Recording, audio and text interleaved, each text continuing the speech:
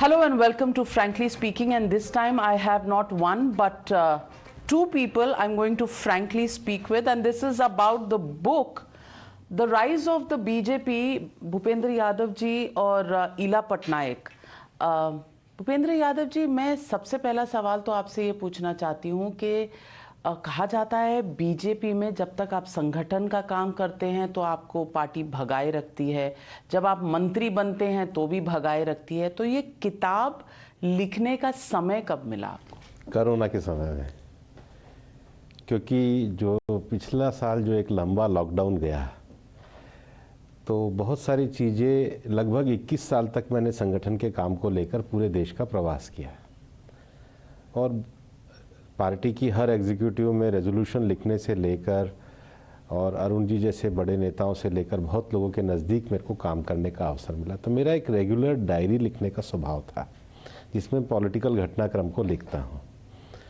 संयोग से ईला जी के साथ जब बातचीत हुई 2019 के इलेक्शन के बाद, तो 2019 के इलेक्शन को लेकर के कुछ लिखा जाए ऐसा उनके साथ मेरी बातचीत हुई थी। उसको जब आगे बढ़ाया तो हमें ऐसा लगा कि ये बीजेपी की 2019 की जो विक्ट्री है ये एक पूरा बीजेपी की हिस्ट्री है।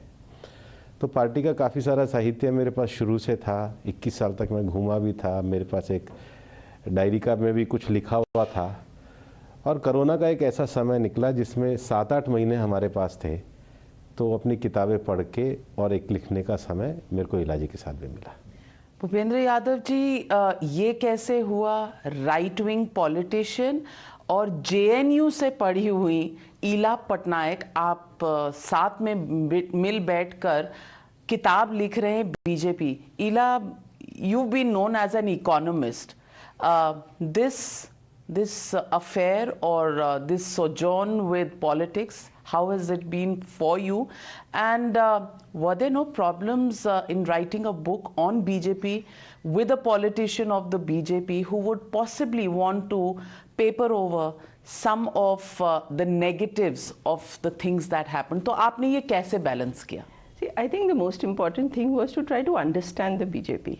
And one thing that a university like JNU teaches you is curiosity and the desire to learn and understand. And that's where I was coming from, that how do I understand the economic policies of the BJP? Because you know that economics and economic policy is not about textbooks and what textbooks say policy should be. They are about politics and the political party, and that's the party decides, the party in power. The political economy that we used to talk about on several budget discussions on Times Now. Absolutely. So, you know, when something gets done or not done, it depends on what the party wants to do. And so for me, it was, how do I understand this party? And I realized that understanding the party meant that one had to look at it historically, one had to understand what it has been trying to do, and not just look at one episode or, you know, one policy or a policy change. That doesn't really tell you where it's coming from and where the change is coming from. So that's how, and in fact, being from JNU and having that desire to learn and curiosity and understanding, I think helped me. Bhupendra Yadav ji, ये आज़ादी का जो sentiment रहता है JNU में, इससे डर नहीं लगा आपको कभी? नहीं, मेरा ये मानना है कि कोई डरने की आवश्यकता नहीं है। और जेएनयू में भी और कहीं भी एजुकेशन इंस्टीट्यूशन में एक पर्सपेक्टिव रहता है, और वहाँ नेशनलिस्टिक पर्सपेक्टिव भी है और बाकी पर्सपेक्टिव भी है। लेकिन जहाँ तक हम किसी भी विचार को लेकर के काम करते हैं, अगर वो संविधान के दायरे के अंतर्गत है तो इस देश में हर विचार को आज़ादी है, और इसलिए संविधान के दायरे के अंदर चर्चा होनी चाहिए। और भारतीय जनता पार्टी की यात्रा भी एक ऐसी यात्रा है जो एक पूरे व्यू को लेकर के, देश का बनाने की व्यू को लेकर के निकले। तो आज अगर वो सेंट्रल स्टेज पार्टी है तो हमने जितने भी रेफरेंसेस इस बुक में दिए हैं, कोई एक आइडियोलॉजी के साथ जुड़ा हुआ विषय नहीं है, कंटेम्प्रेरी पॉलिटिक्स में जिन्होंने भी पॉलिटिकल राइटिंग करी है, आप देखेंगे लगभग 250 से ज़्यादा रेफरेंसेस हमने लिए हैं। तो सारे कोई राइट विंगर के रेफरेंसेस नहीं है, लेकिन कंटेम्प्रेरी पॉलिटिक्स में अगर आज बीजेपी सेंटर पॉइंट बनी है तो वो लोगों के सामने विषय आना चाहिए कि बीजेपी ने अपनी यात्रा किस प्रकार से करी देश के डेमोक्रेटिक वैल्यूज़ को बढ़ाने के लिए और अपने डेमोक्रेटिक वैल्यूज़ को सुदृढ़ करते हुए। तो मैं सवाल यहाँ से शुरू करती हूँ, क्योंकि किताब में आपने जो मेंशंस किए हैं उसमें गोलवलकर जी से कहानी शुरू होती है इस किताब में बीजेपी की। गोलवलकर जी का नाम 39 टाइम्स आता है किताब में, हेगड़ेवार जी का नाम 17 बार आता है, लेकिन वीर सावरकर का नाम सिर्फ एक बार आता है। मैं पूछना चाहती हूँ, ये क्या जेएनयू इम्पैक्ट है या सावरकर पे शायद कोई डाउट्स हैं और एक डिफरेंट व्यू पॉइंट भी है इस देश में? देखिए, राष्ट्रीय स्वयंसेवक संघ जो बना है और आज जो आरएसएस का जो एक पूरा सेवाभावी स्वरूप आ रहा है, उसका जो एक नेशनलिस्टिक पर्सपेक्टिव आ रहा है, उसमें गोलवलकर जी की एक महत्वपूर्ण भूमिका थी।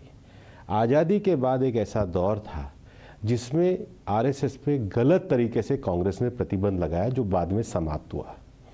ऐसे समय में राष्ट्रवादी विचार के लोगों के मन में था कि एक राजनीतिक दल बनाना चाहिए, लेकिन गोलवलकर जी ये जानते थे कि राष्ट्रीय स्वयंसेवक संघ एक सांस्कृतिक कल्चरल संगठन है जिसका एक बड़ा उद्देश्य देश का पुनर्निर्माण जिसको करना है उसके लिए करना है।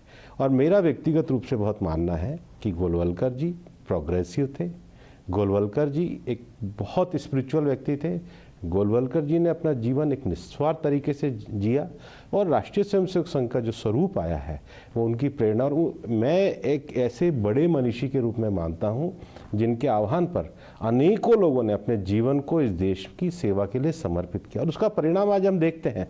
सेवा का क्षेत्र हो, शिक्षा का क्षेत्र हो, किसानों का क्षेत्र हो, मजदूरों का क्षेत्र हो, लोग एकदम सेल्फलेस होकर के जिस काम को कर रहे हैं, बड़े उद्देश्य को पूरा कर रहे हैं और मेरा मानना है उनका एक बहुत बड़ा योगदान रहा है। मैं सवाल ये भी पूछना चाहती हूँ कि आपने राष्ट्रीय स्वयंसेवक संघ की बात करी और कहा वो एक कल्चरल ऑर्गेनाइजेशन है, नेशन डेवलपमेंट के लिए था, लेकिन पॉलिटिक्स के साथ उनका क्या नाता है? क्योंकि अक्सर ये वाक्य आते हैं बीजेपी की हिस्ट्री जब डिस्कस होती है कि उनका दखल रहा है कि बीजेपी किस तरह से चले, कौन नेता बने, अलग अलग इराज में कितना आरएसएस कंट्रोल करती है बीजेपी को। ये वाजपेयी जी के समय से इसके बारे में काफ़ी चर्चा हुई। इसके बारे में कुछ खास नहीं रहा। इसके जो 3-4 फेसेस आए, वो जैसे जब 1948 का आया उस समय मलकानी जी ने पत्र लिखा, उस समय मलकानी जी ने ऑर्गेनाइजर में आर्टिकल लिखा, बाकी लोगों ने भी लिखा, लेकिन श्री गुरु जी ने, गोलवलकर जी ने जो जवाब दिया, जो डिस्टेंस किया, उसको कहा है। और किताब में बहुत मैंने दत्तोपंत ठेंगड़ी जी के एक वाक्य को कोट किया है कि we are interrelated but interdependent. हम फाइनेंशियल मैटर में, लीडरशिप के मैटर में जितने भी ऑर्गेनाइजेशन से अलग अलग हैं, एक दूसरे में दखल नहीं देते। किताब में मैंने दत्तोपंत ठेंगड़ी जी के उस वाक्य को कोट करते हुए पूरा विषय उसको स्पष्ट किया है। Ila ji, are you convinced with that argument? Yes, I have read through all the literature that was part of this, and I've read through all the archival material, and what we've presented there is coming from research that we were able to refer to. We were able to refer to actually a lot of archival material which very many authors who try to look at the BJP from outside might not have either looked at or had access to. So whatever we were able to authentically say with quotations, with research material, that's what we have put out in the book. Is there something that's part of research? पर कुछ चीज़ें ऐसी होती हैं जो part of practical life होती हैं। मैं प्रैक्टिकल लाइफ की बात कर रही हूँ क्योंकि आपने बातचीत भी की होगी लोगों से। बातचीत में क्या आप कन्विंस्ड हैं कि आरएसएस का दखल इस वक्त शायद ज़्यादा ना हो बिकॉज लीडरशिप इतनी प्रभावी है कि शायद ना हो, लेकिन over the history of BJP दखल नहीं था? So for some of the examples that we look at least in terms of economic policy, was where the RSS had a position that might not have been exactly the same as that of the BJP. So the two positions were the very fact that they could be different. A lot of it, like on globalization or FDI or in WTO, there were historically, we look at some episodes where we find that it's not that the BJP, particularly when it was in government, and that the government did exactly what the RSS had wanted it to do. That fact for us showed, I mean, The independence. The independence. तो मैं एक और सवाल पूछना चाहती हूँ और पूछना चाहती हूँ कि श्यामा प्रसाद मुखर्जी ने जब जनसंघ शुरू किया, उस दौरान हिंदू महासभा से जब वो आए तो एक लेबल सा था कि ये एक कम्युनल पार्टी है, और शायद पूरी हिस्ट्री अगर आप देख लें तो ये एक टैग है जो जनसंघ से लेकर बीजेपी को विरासत में मिला है। और ये जो कम्युनल टैग है आपका, इसके बारे में लोग कहते हैं कि जो नेहरू लियाकत पैक्ट था, जिसकी वजह से सीएए आया, और सीएए के जब प्रेजेंट हुआ पार्लियामेंट में तो अमित शाह जी ने नेहरू लियाकत पैक्ट का जिक्र भी किया था, लेकिन सीएए आप ले आए हैं, आज तक 2 साल बाद जब हम यहाँ बैठकर बात कर रहे हैं तो उसका रूल नोटिफिकेशन नहीं आया है। तो मैं ये जानना चाहती हूँ कि कितनी बीजेपी की जो बेसिक आइडियोलॉजी है वो पार्ट ऑफ एन आइडियोलॉजिकल जो आपकी विरासत है उसको आप इम्प्लीमेंट कितना कर पाते हैं, और क्या सरकार में और थिंक टैंक में यही फर्क होता है, प्रैक्टिकल लाइफ और आइडियोलॉजी में जो होता है? सबसे पहले श्यामा प्रसाद मुखर्जी जी का अगर आप फेस देखेंगे तो उस समय कांग्रेस की जो तुष्टीकरण की नीति थी उसके खिलाफ होते हुए उन्होंने एक डेमोक्रेटिक फ्रंट बनाया था।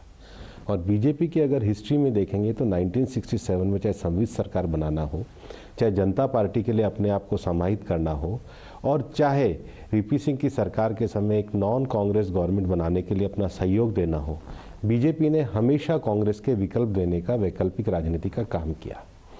दूसरा, बीजेपी के जो कल्चरल इश्यूज है उसको पार्टी ने भी सत्ता में आने के बाद एड्रेस किया। पर जो सबसे बड़ी बात है कि दीनदयाल जी का जब आप भाषण देखेंगे तो दीनदयाल जी ने अपने भाषण में अंत्योदय का नारा दिया कि जो लास्ट माइल पे जो आदमी बैठा है उसका उत्थान कैसे होगा। और इसलिए जब दीनदयाल जी की जो फिलॉसफी हमने 67 में करी, इला जी और हमने बीजेपी के सारे इकोनॉमिक रेजोल्यूशन जो हैं, मतलब इंदौर अधिवेशन से कानपुर अधिवेशन के पहले से लेकर के जो 52 में हुआ उससे लेकर और बीजेपी के अभी तक के जितने लेटेस्ट हैं उन सारे रेजोल्यूशन को हमने एनालाइज करके इस बुक में रखा है। जो मूल फिलॉसफी अंत्योदय की थी, गरीब कल्याण की थी, आज नरेंद्र मोदी जी की सरकार गरीब कल्याण के लिए ही समर्पित है और हम उसको लेकर के चल रहे हैं। हम कभी डाइल्यूट नहीं हुए। हमने जो पहले अधिवेशन में प्रस्ताव पास किया उसको आज 75 साल बाद हमारी सरकार आ रही है तो गरीब कल्याण की नीतियों को उसी प्रकार से चला रही है। ना हम अपने कल्चरल इश्यूज पे डाइवर्ट हुए, ना हम अपने इकोनॉमिकल इश्यूज पे डाइवर्ट हुए, और सबसे बड़ी बात है सत्ता के इश्यूज पर तो काफी डाइवर्जन है, क्योंकि आप कह रहे हैं कि आपने अंत्योदय का जो फिलॉसफी है वो लेकर आप चले। हाँ। तो अंत्योदय की फिलॉसफी में 80-20 कहाँ से आता है जो योगी आदित्यनाथ आज के दौर में उत्तर प्रदेश में कहते हैं? और इसीलिए मैं रिपीट करना चाहती हूँ, दोहराना चाहती हूँ कि आप पर हमेशा से आरोप रहा है कि आपकी आइडियोलॉजी में हिंदू राष्ट्र, आपकी आइडियोलॉजी में बेसिक कम्युनलिज्म है। हमारी आइडियोलॉजी सबका साथ, सबका विकास, सबका विश्वास की है। ये प्रधानमंत्री जी का वक्तव्य है, 80-20 कहाँ से? ये कहीं बीजेपी के घोषणा पत्र में नहीं है। क्या कहा है, किस संदर्भ में कहा, योगी जी बता सकते हैं, लेकिन हमारी आइडियोलॉजी सबका साथ, सबका विकास, सबका विश्वास की है। प्रधानमंत्री जी का कोई भी स्कीम और कोई भी योजना पूरे देश के कल्याण के लिए है। So, Ela, I want to ask you this question. Ideology is one part of the story. Economic ideology is one part of the story. लेकिन कहीं ना कहीं चुनाव जीतने के लिए जो तुष्टीकरण कांग्रेस का पसंद नहीं आता है वो किसी ना किसी तरीके से पोलराइजेशन में लाना शायद मजबूरी है बीजेपी की। See, what I looked at is not the election campaign, but the statistics that were there for the welfare programs. Okay, so when you look at whether it is LPG, gas, Indira Awas Yojana, nowhere did we find a distinction between different communities in terms of delivery of welfare programs. So whether it was, the housewife who was given an LPG connection, whether the a woman was a Muslim or a Hindu or a Sikh or a Christian or a whoever, Jain or a Parsi, or we did not find any. And I given my background and my friends and everybody who would say, oh, but it's there. So I challenge anybody to find one episode where a distinction was made on the basis of religion in the economic welfare programs, which I thoroughly studied. And that's what I did. So, I'm not a politician, you know that. I don't cover politics, but I look at the implementation of economic policies. And honestly, when I did not see that, for me, that is what matters. Do you seek out a certain community to discriminate against or to favor or disfavor? In none of the web programs of, from 2014 onwards. And I've got all the data. And I've got the election data. So open challenge है, open challenge है, ईला पटनायक जी दे रही हैं कि कोई भी अगर आकर इस मुद्दे पर आपसे बहस करना चाहे, तो आप उनको प्रूफ के साथ डेमोन्स्ट्रेट कर सकती हैं कि कहीं पर भी डिस्क्रिमिनेशन religion पे नहीं है. Correct. So I am sitting with all the election commission, all the election data which I've got from the election commission website, and map as well as all the welfare programs and the aspirational districts which we also refer to, those programs, and nowhere was one able to find any favor or disfavor based on community. तो मैं पूछना चाहती हूँ भूपेंद्र यादव जी, ये आपने बहुत smart move किया है. पॉलिटिक्स की बात आप करते हैं, इकोनॉमिक्स का सर्टिफिकेट आप ईला पटनायक से ले लेते हैं, और history and rise of the BJP के दो वाटर टाइट कंपार्टमेंट्स बना देते हैं. Political rise is being proved bye economic rise, but economy welfare schemes का जो टिप्पणी है वो पॉलिटिक्स पर नहीं हो रहा है. इसलिए आप भी नहीं करना चाहते कि ये 80-20 योगी आदित्यनाथ समझाएंगे. क्यों भाई योगी आदित्यनाथ जी क्यों समझाएंगे? बीजेपी पे किताब लिखने वाले क्यों नहीं समझाएंगे? देखिए, बीजेपी का पर्सपेक्टिव एक नेशनलिस्टिक मूवमेंट का पर्सपेक्टिव है. बीजेपी देश की सेंट्रल स्टेज पार्टी है. बीजेपी एक ऐसी पार्टी है जिसको हिंदुस्तान में कांग्रेस के अलावा दूसरी पार्टी जिसको लगातार मैंडेट मिला है. जब आप देश के पॉलिटिकल प्रोसेस में किसी पार्टी का इतना राइज देखते हैं तो उसके पीछे कोई एक स्टेटमेंट नहीं होता है, उसके पीछे लोगों का डेडिकेशन होता है, उसके पीछे एक डेमोक्रेटिक सेटअप होता है, उसके पीछे लोगों का मतलब बिना स्वार्थ के काम करने का तरीका होता है, उसके पीछे एक आइडियोलॉजिकल बैकग्राउंड होता है. और इस आइडियोलॉजिकल बैकग्राउंड के होने के बाद बीजेपी 77 में जनता पार्टी में हमारे लोग सत्ता में आए, फिर अटल जी के राज में हम यूपीए में सत्ता में आए, फिर प्रधानमंत्री नरेंद्र मोदी जी के राज में आए, अनेक राज्यों में हम आए, अनेक राज्यों में राजनीतिक परिस्थितियों के कारण हमारी सरकार गई. इन सब परिस्थितियों का व्यापक विश्लेषण लोगों के सामने आना चाहिए, उसका प्रयास किया है. पुस्तक लिखते समय मैं कोई राजनीतिक व्यक्ति नहीं था. पुस्तक लिखते समय मेरा एक पॉलिटिकल यात्रा में जो मेरा एक अनुभव रहा है, प्लस इलाजी का जो एक इकोनॉमिकल बैकग्राउंड रहा है, एकेडमिक बैकग्राउंड रहा है, उनको मिला करके देखना चाहिए. पुस्तक कह दूं मैं भूपेंद्र यादव का सिंगल पर्सपेक्टिव है, ऐसा नहीं है. हमारा और इलाजी के बीच में लगभग 300-400 आवर का डिस्कशन हुआ होगा, क्योंकि कोविड के समय में, बाकी समय में लगभग 3-4 बार हमने इसकी प्रूफ रीडिंग करी होगी और सारे पर्सपेक्टिव को हम लेकर के आए. इसलिए मैं कहना चाहूँगा, इस पुस्तक में केवल ऐसा नहीं है कि केवल राइटिस्ट लोगों के ही हमने कमेंट्स को पुस्तक में डाला. अगर आप इसकी हमारे पुस्तक में रेफरेंसेस को देखेंगे, इवन जो बीजेपी के भी क्रिटिकल रहे हैं, लेकिन कॉन्टेम्प्रेरी पॉलिटिक्स में उन्होंने जो लिखा है, उस कॉन्टेम्प्रेरी पॉलिटिक्स को हमने बीजेपी की यात्रा से जोड़ करके एक जो जर्नी है पार्टी की, उसके पूरे पर्सपेक्टिव को दिया है. उसको किसी एक वक्तव्य से नहीं जोड़ा जा सकता है. वो अनेकों लोगों के जीवन का बलिदान है, अनेकों लोगों का डेडिकेशन है, अनेकों लोगों की सेल्फलेस सेवा है. और इसलिए बीजेपी की इस सेवा यात्रा में जो लोग दिखते हैं वो बीजेपी नहीं है. जिन्होंने बीजेपी के लिए काम किया है और कभी जीवन में कुछ नहीं लिया, वो लोग भी बीजेपी हैं, उनका भी कंट्रीब्यूशन बहुत है। भूपेंद्र यादव जी, आपने काफ़ी चीज़ें बताई हैं किस तरह बीजेपी का वोट शेयर किसी ज़माने में 5-7% होता था, बढ़कर 1991 में ये 20% हुआ। आपके 2 सीटों से किस तरह बढ़त हुई, आपने उसका भी पूरा व्याख्यान दिया है। जब अटल बिहारी वाजपेयी की सरकार आई 13 दिन के लिए, फिर 13 महीने के लिए, गिरधर गोमांग के बारे में आपने कहा, लेकिन आपने ये भी कहा है कि हरिवंश जी जो राज्यसभा के डेप्यूटी चेयरमैन हैं, उनकी किताब से आपने कहा है कि राम मंदिर के इशू पर चंद्रशेखर की सरकार से विड्रॉल ऑफ सपोर्ट हुआ था राजीव गांधी को, जब उनको पता चला कि शायद राम मंदिर का एक ऑर्डिनेंस आने वाला है चंद्रशेखर की सरकार द्वारा। इस पर क्या रिसर्च है और इसके तथ्य क्या हैं? ये तो उस समय हरिवंश जी लगातार चंद्रशेखर जी के साथ रहे थे और चंद्रशेखर जी की तो ऑथेंटिकेट जीवनी है वो हरिवंश जी ने लिखी है। वो प्रभात खबर के लंबे समय तक संपादक भी रहे हैं और हिंदी पत्रकारिता जगत में बड़ा नाम है। आज वो राज्यसभा के डिप्टी चेयरमैन भी हैं।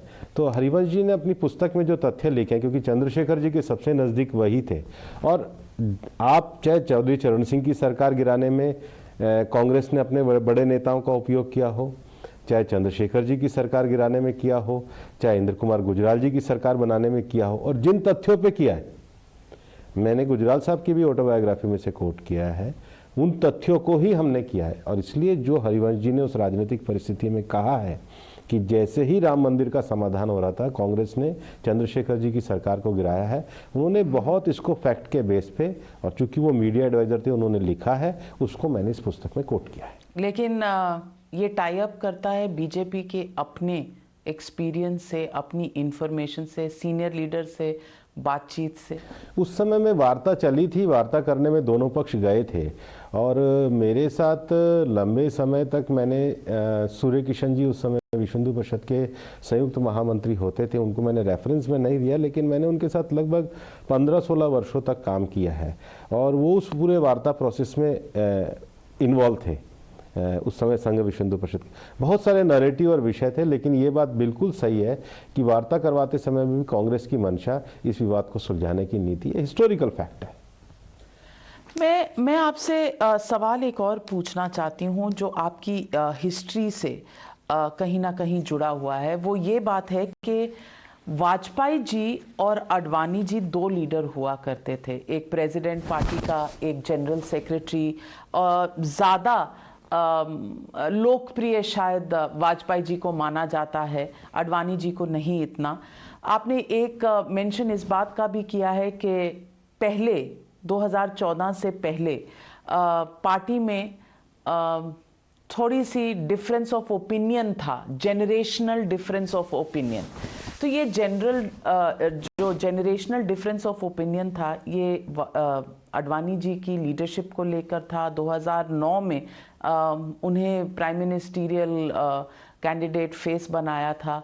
इस पर डिफरेंस ऑफ ओपिनियन था पार्टी में, जेनरेशनल था या ओवरऑल था, किस तरह का? मैंने ऐसा इस संदर्भ में नहीं लिखा है। जो जेनरेशनल चेंज है वो मैंने लिखा है। बीजेपी एक ऐसी पार्टी है जिन्होंने हर 15-20 साल में नई जनरेशन को स्थान दिया है। जैसे जब अब 80 के दशक में वाजपेयी जी के नेतृत्व में पार्टी बनी तो एक नया नेतृत्व आया। उसके बाद जब आडवाणी जी के नेतृत्व में बनी तो प्रमोद जी, अरुण जी, सुषमा जी, एक नया नेतृत्व आया। उसके बाद जब राजनाथ जी के नेतृत्व में बनी तो फिर वापस से नए नेता आए। उसके बाद नितिन जी के नेतृत्व में जब पार्टी बनी तो फिर पार्टी में नया नेतृत्व आया। बीजेपी की विकास यात्रा में जो सबसे बड़ा कारण बीजेपी का रहा है कि बीजेपी कोई फैमिली डायनेस्टिक पार्टी नहीं रही है। डिस्कशन बहुत ओपन हुए हैं और देश में एक ऐसा पॉलिटिकल सिस्टम बीजेपी ने खड़ा किया है कि हर 15 साल में नई जनरेशन को नई जिम्मेदारियों के साथ आगे बढ़ाया जाता है। और इसलिए अगर आप पिछले 12-15 सालों में देखेंगे तो आज देश की सबसे बड़ी पार्टी कांग्रेस से मैं तुलना नहीं करना चाहता हूँ, लेकिन वहाँ केवल एक परिवार से आगे परिवार नहीं जा रही है। बीजेपी में अभी के उपराष्ट्रपति वेंकैया जी अध्यक्ष है, राजनाथ जी अध्यक्ष आए, हमारे नितिन जी अध्यक्ष आए, अमित जी अध्यक्ष आए, जगत प्रकाश नड्डा जी अध्यक्ष आए। तो ये जो बीजेपी का एक जो डेमोक्रेटिक सिस्टम है, नई लीडरशिप को खड़ा करना, नेतृत्व को खड़ा करना और फैमिली डायनेस्टी से बचाकर एक डेमोक्रेटिक तरीके से हर 3 वर्ष में चुनाव करके पार्टी के संगठनात्मक चीज़ों को मजबूत करना, ये उसके लिए है। और जो भी ओपन डिस्कशन हुए जिस भी समय में, उन सारे प्रकरणों को छूना एक लेखक के नाते मेरी जिम्मेदारी थी। पर ऐसा कोई डिफरेंस ऑफ ओपिनियन था मेरे ख्याल से नहीं है इसमें। Is he papering over some of the controversial stuff? So I think that the point that we try to bring out in the book is that this is a party which allows people to enter at a junior level and then to rise because of the system that has been put in place, that there is democracy in the party and it is not a family rule. So, you know, somebody would say that, okay, so-and-so is so-and-so's son and has contested elections, but that doesn't make them the people who control the party. There are so many parties in India which are dynastic parties in the specific sense that the party is controlled by the family. And because these are almost like, so I study businesses, firms, and in a firm where it's a family-owned business, for others to rise to become, you know, those who will control the party and to have those aspirations are very limited because it's the family that will control, and all you can do is, you know, try to get close to the party. So I think one of the very important reasons why this party has succeeded compared to some of the others, so going from 4% to, you know, 31 or 40% of votes, is because people join, become active, they know that they can rise to the top. Because it is aspirational. Yes, within the party you can have aspirations because it is not a family controlled party. And I think that's the real point that we are trying to make, that the fact that it is not a party run by a dynasty, in contrast to parties run by dynasties. You know, you might have somebody's son or daughter, but that doesn't mean that the party is controlled by any dynasty. And that's what, you know, allows for change, allows for controversy, allows for people to, for generational change to happen within the party. And that's actually its strength and not a weakness. Ela, you know, have you fallen prey to the political correctness, because you also talk about liberalization and the impact on BJP, and very rightly you and your book actually credits Narasimha Rao for the liberalization in 1991. But what I found surprising is कि इसमें doctor Manmohan Singh का कहीं पर mention भी नहीं है. That is why I'm asking you कि political correctness Bhupendra Yadav ji की आपको इन्फ्लुएंस कर गई, क्योंकि आपने बहुत कुछ लिखा है डॉक्टर मनमोहन सिंह के बारे में, उनके समय के बारे में, लेकिन इस किताब में सिर्फ नरसिम्हा राव का मेंशन है, मनमोहन सिंह का नहीं. The political leadership, if it was in the political leadership of Narasimha Rao, I mean, many times we refer to the government, the 2014 government. I mean, you do the same thing. You do it on your channel all the time. You refer to the political leaders when you attribute policies to them, rather than specific ministers. And I think the fact that India had a coalition government was actually led by Narasimha Rao, who was open enough, but the fact that it was regional parties and that it was a coalition government was what allowed us to implement some of the big changes that we did. I don't think they were possible in, like, look at UPA 1 and UPA 2, that it wasn't Manmohan Singh personally as a leader. He was a very well-educated, well-read man. I respect him greatly. But in terms of the political leadership of that time, if I compare the period of Narasimha Rao when he was Prime Minister with UPA 2, I think the reform happened in 91. The big reforms happened, and in fact they were not carried through. The policy paralysis of the UPA 2 period was actually very disappointing. Many of the reforms that we thought would happen because Manmohan Singh was the Prime Minister didn't actually happen. So you're saying it was Narasimha Rao all the way. with the political leadership that supported Manmohan Singh to actually go through with the reforms that he may have thought about. Yes. So you need the political leader to be pushing the reforms, backing the reforms, and that's when they happen. मैं सवाल political level पे ये भी पूछना चाहती हूँ, कई चीज़ें ऐसी हैं जो बीजेपी के साथ एसोसिएटेड हैं। कांदाहार हाईजैक, इसके बारे में पार्टी में क्या डिस्कशन था? क्योंकि अगर टेररिज्म की आज भी बात होती है तो कहा जाता है ये तो वही पार्टी है जो टेररिस्ट को छोड़कर आई थी कांदाहार में। और तहलका टेप्स की कंट्रोवर्सी, आडवाणी जी ने उसको कहा था कि ये कॉन्स्पिरेसी है, लेकिन कन्विक्शन जो बंगारू लक्ष्मण जी की हुई थी उस पर कोई चर्चा नहीं होती। और जो शख्सियतें हैं, वाजपेयी, नरेंद्र मोदी, 2002 और आडवाणी, इनके बीच में क्या हुआ, किस तरह के डिफरेंसेस थे, पार्टी में क्या बातचीत थी, उसका बहुत ज़्यादा ब्यौरा आपने नहीं दिया। पहला विषय जहाँ तक कंधार का घटनाक्रम का, और जो दूसरा विषय बंगारू जी का विषय है, हमारा अभी मानना है कुछ कारणों से विषय बाद में हुआ, बाद में अपील फाइल हुई और बंगारू जी की डेथ हो गई थी, इस कारण से वो विषय हाईकोर्ट में रह गया।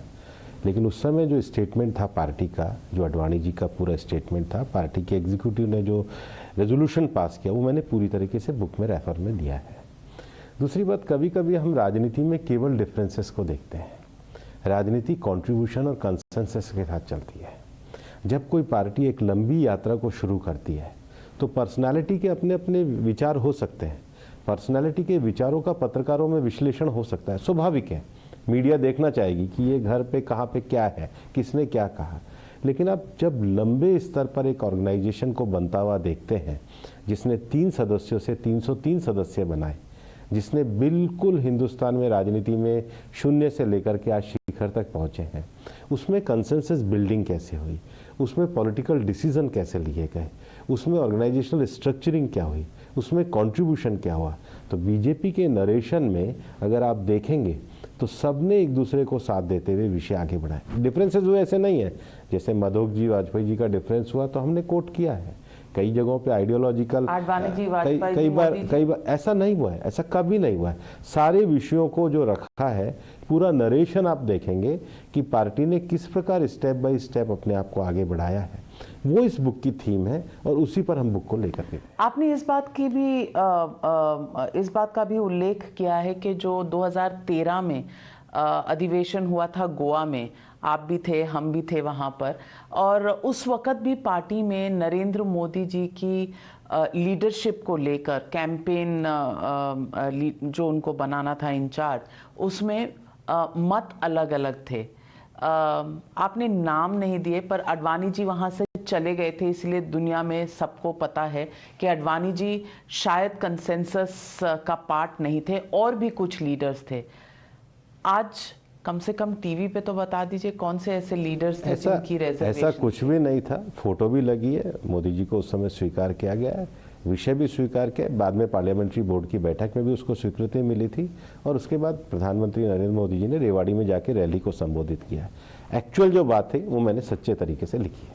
पीछे की बात आप नहीं बता रहे, तो ये किताबें ऐसा कुछ था नहीं, ये इंटरप्रिटेशन आपका है। जूनियर रिपोर्टर थे तब, और हमें बड़े लीडर्स ने दिया था साउंड बाइट ये कहते हुए कि देयर वर ABC, जिसमें शायद 2 लोग उनमें से अब इस दुनिया में नहीं है, जो A हैं और जो C हैं, उनकी चर्चा होगी, आप भी समझ रहे होंगे मैं किन की बात कर रही हूं। तो ये बात काफी ओपन में थे, पर आप उसको लिखने से और उसके बारे में बात करने से थोड़ा कतराए हैं।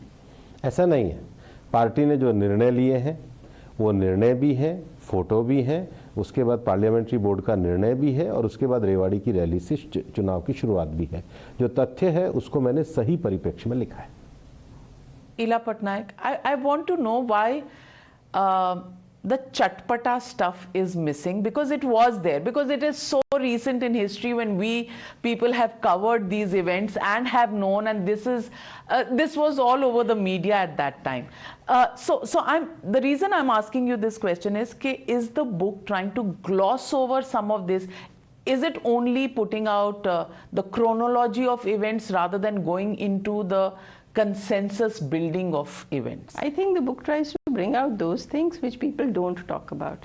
Everybody talks about what are the controversies, he says, she says, who said, which nobody can confirm. That's being done all the time. I think we try to bring out different aspects, and particularly the political economy, which nobody talks about.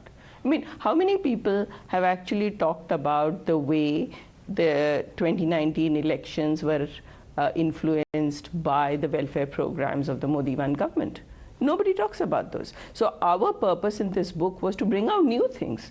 We don't, I mean, I am certainly not interested in writing a chatpata journalist book about controversies Stop that may or looking may down not about have happened. controversial stuff that is reported by journalists. All of you read it. We enjoy it while we read it, we forget it. That's As soon as that's it's a over. pure academician's look at what most normal people enjoy. I plead guilty to being an academician. So let me then also ask you on a very important economic policy, which is demonetization. And initially you had said that demonetization cost is more than the benefits. Do you think you stand by that statement today, or have you changed your mind? So I've seen some very interesting research, and that showed that our fears, my fears, that it was going to be very, very costly, were actually incorrect. So it was costly, and certainly something was being tried, and I think that the attempt was to get rid of black money, to get rid of some of the terrorist financing, to try to flush out that black money, and that is what was being tried. But at the end of the day, I also felt that it was going to be hugely costly in terms of, given that I have a monetary background and that I think of money as something that, you can't just treat like this. So there's a paper by Arindam Sengupta and a couple of other co-authors, which shows that it was, when you look at the night lights data, for example, we bounced back very fast. So was it good or bad? मुझे academician का पूरा वो नहीं. आप मुझे बताइए, demo was good or bad? Did it create more unemployment that we are facing, which is a challenge in the Uttar Pradesh elections, Punjab elections, Goa elections? So I think it did not achieve the objective of flushing out black money, other than temporarily. But what it did do was it laid the foundations of things like UPI, which have been, I'm not saying COVID is a good thing, of course not, but which have proved to be very useful later on. So while it was not a policy that I would recommend for any country or for us to do again, but it so happened that it wasn't as costly as I thought it would be, and second, that it did lay out the foundations for digital, though it did not achieve the objective of flushing out black money that we thought it would. So it's not a policy that I would recommend again, but I would also say that perhaps it wasn't as costly as it might have been expected, or at least some of us, including me, expected it to be. So Bhupendra Yadav ji, politically, क्या demo बड़ा challenge हुआ है? क्योंकि unemployment number जो होते हैं वो हर चुनाव में, अनएम्प्लॉयमेंट एक डीमो से जो शुरू हुई थी बात, वो कोविड में शायद और एक्सेंचुएट हो गई है कि कोविड और डीमो, मतलब 2-3 साल में एक इकोनॉमिक, पहले आपने डीमो किया, फिर इकोनॉमिक स्लो डाउन हुआ, फिर कोविड आया, तो उसके कैस्केडिंग इम्पैक्ट्स हुए हैं. इस पर पार्टी में कितनी चर्चा होती है, और इसको लेकर क्या कभी कहा जाता है कि पॉलिटिकली गलत फैसला था?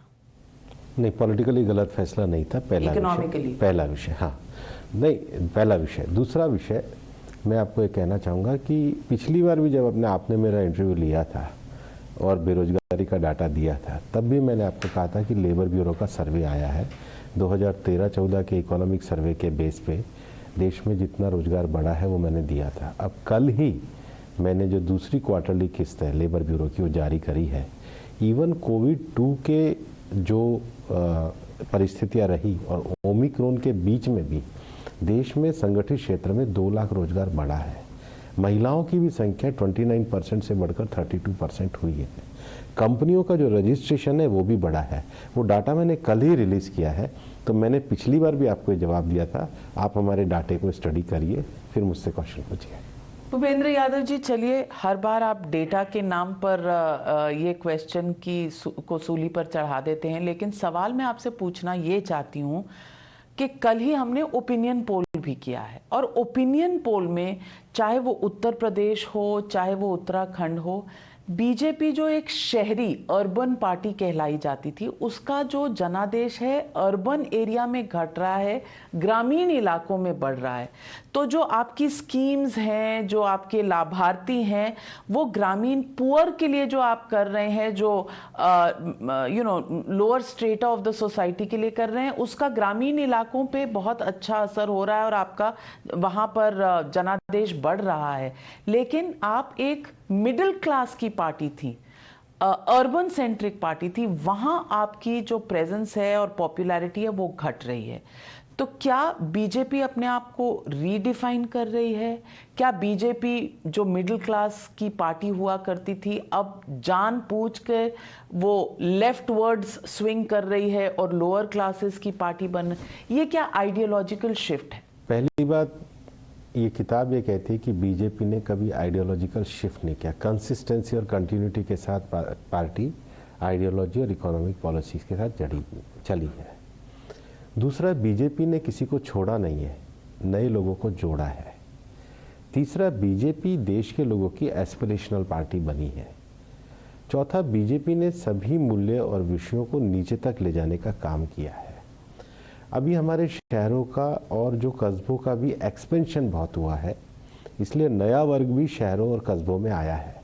जो दिल्ली बीजेपी जब म्यूनिसिपल काउंसिल दिल्ली में बीजेपी के पास होता था, उस दिल्ली और आज की दिल्ली में जनसंख्या में 20% का फ़र्क आया है। तो ऐसा नहीं है कि सब आने वाले लोग जो ग्रामीण क्षेत्र से आए वो भाजपा के होते हैं। तो शहरों का भी जो डेमोग्राफिक चेंज होता है, शहरों में भी जिस प्रकार से बाहर से लोग आते हैं, तो शहरों का भी विस्तार होता है। आने वाले लोग भी अपने राजनीतिक विचारों को लाते हैं। लेकिन जो वर्ग बीजेपी के साथ जुड़े हुए थे, बीजेपी ने सभी वर्गों के लिए काम किया, किसी को छोड़ा नहीं है। हमारा कोई शिफ्ट नहीं है। शिफ्ट जो परिस्थितियों का है उसके कारण है, लेकिन इन परिस्थितियों के होते हुए भी बीजेपी ने अपनी व्यापकता को देश में सभी क्षेत्रों में, सभी वर्गों में और सभी जगहों पे बढ़ाया है और सभी के लिए योजनाएं बना करके काम किया है। Ila, you agree with that? Urban centric now becoming a little more rural, and middle classes a little disappointed. So I think if you look at the policies of the party, reaching out to the poor, Antodaya, reaching out to the poorest and trying to uplift them has been a theme that I found ran through the entire history. So right from the beginning, when we looked at the resolutions, so we found that making rural roads, reaching out, or what was done in the Vajpayee government, which was the Pradhan Gram Sadak Yojana, as well as the NHAI. Because golden quadrilateral and setting up of the institution NHAI, correct, which then really solved that issue of how roads were going to get built, which earlier they weren't getting built. So reaching out to people who've not been reached out to and to try to uplift their standard of living has been a theme that has run through all political economic resolutions I looked at. It ran through parties, policies, wherever and whenever, whether in central government or in state government. So it's been, I think it's very logical. The any political party would want to reach out to more and more, especially when, you know, that's its main mandate. That how else would it grow from 4 to 5% to 40% by reaching out to more and more people. And so the emphasis and the outreach to rural India seems to have been successful. If you talk about whatever your polls are, you do so many polls, I'm sorry, I don't follow them all, but that they go up and down with not just what the party has done, but I think a lot to do with the economic environment, and you are in the midst of the worst pandemic that the world has seen. And so people whose income might have gone up would feel unhappy that it hasn't. So what a poll is saying is not, or the urban middle class might be saying, might be going up and down with politics. That also happens. But I'm saying, in addition, you must discount for the fact that we are in the midst of a pandemic. So perhaps that's what's happening there. At the end, I want to ask you two questions. आपने किताब में लिखा है कि 2017 में जब चुनाव जीते गए, आप और वेंकैया नायडू जी जो अब वाइस प्रेसिडेंट हैं, मैसेज लेकर गए थे योगी आदित्यनाथ को कि वो मुख्यमंत्री बनेंगे। इस पर अंदर किस तरह से ये डिसीजन हुआ, और उन्हें कम से कम जब तक वो लोकसभा में थे देखा जाता था एज अ पोलराइजिंग फिगर, उनकी जो स्पीचेस हैं उनको कम्युनल माना जाता था, to making him the face of vikas in Uttar Pradesh, the face of maintaining law and order. ये अंदर की बात, अंदर की खबर बताइए। देखिए, सबसे पहली बात ये है, योगी आदित्यनाथ जी की जो परंपरा है वो एक क्षेत्र में लंबे समय से राजनीति से जुड़ी हुई है। उनके गुरु भी सांसद रहे, उनके दादा गुरु भी रहे, वो भी सांसद रहे। और ये जो नाथ संप्रदाय की भी जो परंपरा है, ये अपने आप में इस देश में एक बहुत रिफॉर्मेटिव परंपरा थी, जिसने जाति तोड़ना, आपस में संघर्ष को छोड़ना, लोगों के अंदर नैतिक जीवन को जीना और समाज के निचले तबके के अंदर एक स्पिरिचुअल कल्चरल रिफॉर्म्स नाथ परंपरा के संत बहुत लेकर के आए, और योगी जी उस परंपरा से जुड़े हुए व्यक्ति हैं। इसलिए आपको किसी को भी कह देना कि ये कम्युनल है, ऐसा नहीं है। वो एक अच्छी नाथ संप्रदाय की परंपरा, जो हिंदू समाज में भी बहुत सुधारवादी परंपरा है, उसका प्रतिनिधित्व कर रहे थे। और एक लंबे समय से राजनीतिक प्रतिनिधित्व भी उनके मठ को लगातार मिला, जो उनकी स्वीकार्यता को भी दर्शाता है। उत्तर प्रदेश में चाहे मायावती जी की सरकार रही हो, चाहे मुलायम सिंह जी की सरकार रही हो, चाहे अखिलेश जी की सरकार रही हो, बहुत व्यक्ति केंद्रित, भ्रष्टाचार आधारित और कानून व्यवस्था की स्थिति में सबसे फेल सरकारें रही हैं। समाजवादी के दौर को, बीएसपी के दौर को लोग भूल नहीं सकते कि किस प्रकार की कानून व्यवस्था की स्थिति थी। तो उनकी स्वच्छ छवि, परंपरा, सुधारवादी दृष्टिकोण और कानून व्यवस्था की स्थिति को यूपी में सुधार करके विकास के रास्ते पर लाने का काम, जब नेतृत्व के सामने बीजेपी में जो निर्णय लेने की परंपरा है, जो पार्लियामेंट्री बोर्ड में निर्णय लेने की परंपरा है, विचार अपने हो सकते हैं, लेकिन जब इसको व्यापक दृष्टि से देखा गया तो निश्चित रूप से उत्तर प्रदेश में लगा कि योगी आदित्यनाथ जी हिंदू क्रेडेंशियल्स और वो appeal of the saffron dress, तो सैफरन ड्रेस क्या बुरा है? हिंदू सन्यासी सैफरन नहीं पहनेगा तो क्या पहनेगा? तो ये वो तो कोई बड़ा भी फैक्टर था। ये इसमें क्या बुरी बात है? एक परंपरा आपको शायद पर आपने रिसर्च किए तो आपने उनके वक्तव्य को पार्लियामेंट में और पार्लियामेंट के बाहर भी पढ़े होंगे। उनका कोई वक्तव्य मुझे गलत नहीं लगता है। मैं नहीं मानता हूँ योगी आदित्यनाथ कोई ऐसा कोई भड़काऊ भाषण देते हैं, मुझे नहीं लगता। अब की बात नहीं कर रही हूँ, अब से पहले की बात कर रही हूँ। नहीं, वो सांसद के नाते भी आप उनके सारे स्पीचेस को देखिए। मैं व्यक्तिगत रूप से भी उनको जानता हूँ, सहज सरलता के साथ काम कर रहे हैं और पार्टी के अनुशासन में रह करके और उत्तर प्रदेश को विकास के रास्ते पे सेल्फलेसली पिछले 5 सालों में योगी आदित्यनाथ ने उत्तर प्रदेश को चलाया है। कानून व्यवस्था की उत्तर प्रदेश की स्थिति को सुधारा है, और कोरोना जैसी महामारी के समय में उन्होंने मतलब अपने परिवार में भी, जो उनका पूर्व परिवार कहलाते, क्योंकि संन्यास होने के बाद तो ये परिवार है, उधर भी वो नहीं गए, एक दिन के लिए नहीं गए। अपने कर्तव्य में, अपने काम करने में, पार्टी के विषयों को आगे ले जाने में, और सुधारवादी जो विषय है नाथ परंपरा, उसका वो प्रतिनिधित्व करता है। तो 2024 में क्या होगा? 303 आप अब हैं, एंटी इनकम्बेंसी कैचअप करेगी। कांग्रेस को आपने ध्वस्त कर दिया है, वो कांग्रेस मुक्त भारत तो होने वाला है, कर ही दिया है आपने। तो कांग्रेस जब तक थी तो मुझे लगता है आपकी जो जर्नी है वो आसान थी। अब तृणमूल आएगी, आम आदमी पार्टी आएगी, तो आपकी शायद जो राह है कठिन होगी। ऐसा नहीं है। भारतीय जनता पार्टी ने, अगर आप इस किताब को देखेंगे, तो अपनी एक इंस्टीट्यूशन सेंटिटी की एक परंपरा को आगे बढ़ाया है। भारतीय जनता पार्टी ने डेमोक्रेटिक वैल्यूज़ को आगे बढ़ाया है। और गवर्नेंस के मामले में आगे बढ़ा। मैं मानता हूँ कि पार्टी का दौर ये बहुत बेहतरीन दौर है कि पार्टी को नरेंद्र मोदी जी जैसे प्रधानमंत्री मिले हैं। और आज दुनिया में ग्लासगो में जिस प्रकार से भारत ने पंचामृत के नए लक्ष्यों को दिया है, रिन्यूएबल एनर्जी की ओर हम जा रहे हैं, एक नई एजुकेशन पॉलिसी को लेकर के आ रहे हैं, देश के नौजवानों को बढ़ाने के लिए, रोजगार को बढ़ाने के लिए नए रिफॉर्म्स पार्टी कर रही है। जो लंबे समय से जड़ता से पड़ी हुई चीज़ें थी उसको गवर्नेंस में सुधार रहे हैं। और पार्टी अपने जो इंस्टीट्यूशन है, पार्टी का जो इंस्टीट्यूशन है, उसमें भी एक साइंटिफिक मैकेनिज्म को पैदा कर रही है। और उसके साथ हमारे पास एक बड़ा नेतृत्व नरेंद्र मोदी जी का है। 2024 में भी पार्टी ज़्यादा सीटें लेकर, 303 से ज़्यादा सीटें लेकर के सत्ता में वापस आएगी। मोदी जी 71 इयर्स के हैं और आपने किताब में भी उल्लेख किया, वैसे भी पता है कि 75 साल की आपने कैब बनाई है। तो इसका विकल्प? हमारी पार्टी के सर्वोच्च नेता प्रधानमंत्री नरेंद्र मोदी जी हैं और अभी वो पूरी तरीके से पार्टी को संभाल के सरकार को मार्गदर्शन देकर के कार्य कर रहे हैं। तो 303 पार करने का 2024 का काम उत्तर प्रदेश के चुनाव से शुरू होगा? हर समय हर क्षण पार्टी सक्रिय रहती है।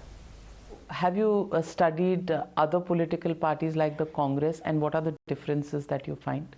The communists, not the Congress. Okay.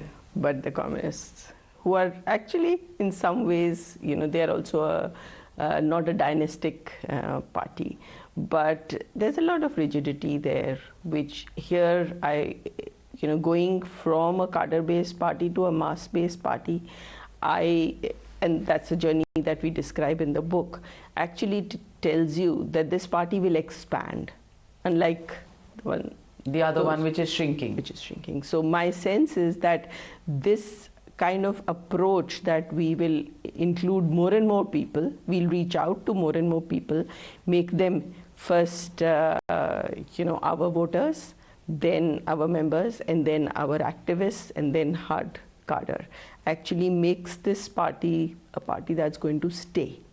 They are going to be there and they're going to expand. That's the lesson I learned while doing this research for this book. Well, it's been an enlightening discussion with both of you. Thank you very much and all the very best.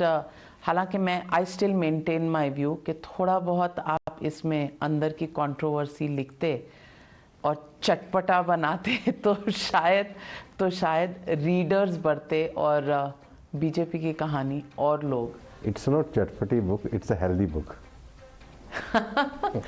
So organic, healthy rise of the BJP. Thank you very much for joining me on Frankly Speaking. Bhupendra Yadav ji and Neela Patnaik. Thank you. Thank you, Navika. Thank you. The News Hour at 9 will be right back after the break.